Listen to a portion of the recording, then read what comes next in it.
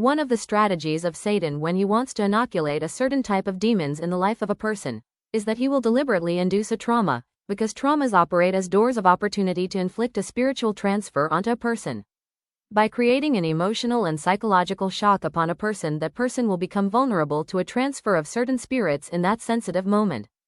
Being sexually molested at age 4 to 5 created a demonic transfer into my life. From that moment on, I started to behave in an unnatural way. Demons of lust and sexual immorality entered my life at that very moment. Addiction to pornography, addiction to masturbation, lesbianism, and once those spirits enter, they also bring depression, shame, and many other unclean spirits. In those days in Africa, I was attending a privileged French school with teachers who came from France. They were hired by the French post-colonial administration. It felt exactly like studying in France. All the standards were the same. Most children came from expat families. It was a dynamic school. There were wonderful artistic events, theater plays, and a huge cultural center with a vast library. I was an unusually voracious reader who could devour 3 books per week, on top of school assignments. I loved reading classics of literature, and I was always very avid of knowledge. I would spend summer holidays in France with close friends of my mother and return for school in Africa.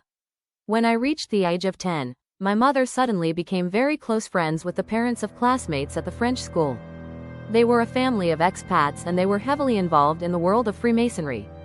At the time, my mother was already successful in her career and worked at the Ministry of Foreign Affairs as a director of international cooperation. But I noticed that once this new and strange friendship emerged, she suddenly got propelled to work outside of the country in her first international post of leadership at the embassy.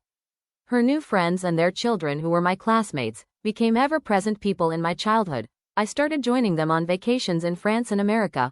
I was also sent to special secretive Freemason summer camps for the children of Freemasons in Normandy. At this time, fully relocated to live in Belgium. One day she took me to a children's introduction ceremony at a Masonic temple. Our social circle became tied to the world of Freemasonry. From that moment on, our lives were never the same. A demonic darkness entered our family.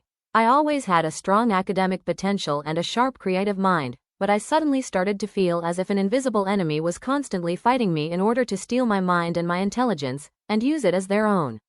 I became severely tormented by demons. I started hearing voices and having visual hallucinations. These things occurred even as I lived my normal life, as if it was the work of a separate entity inside my body. As the years progressed, my mother kept forcing me to participate in occult rituals of protection. She would force me to drink strange beverages sent by witch doctors and take ritualistic baths with mystic incense. There was always a ritual to do every few months, and as time progressed, I was literally injected with more and more demons. As more demons entered my being, I was struggling for the control of my mind.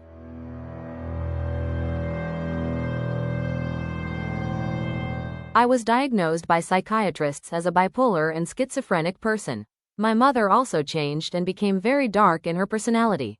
She became abusive and would curse me and criticize me constantly. She lost the capacity to be a positive parent. She seemed always negative and angry. Conflicts and crisis became constant in the house. There was never any peace but a permanent storm.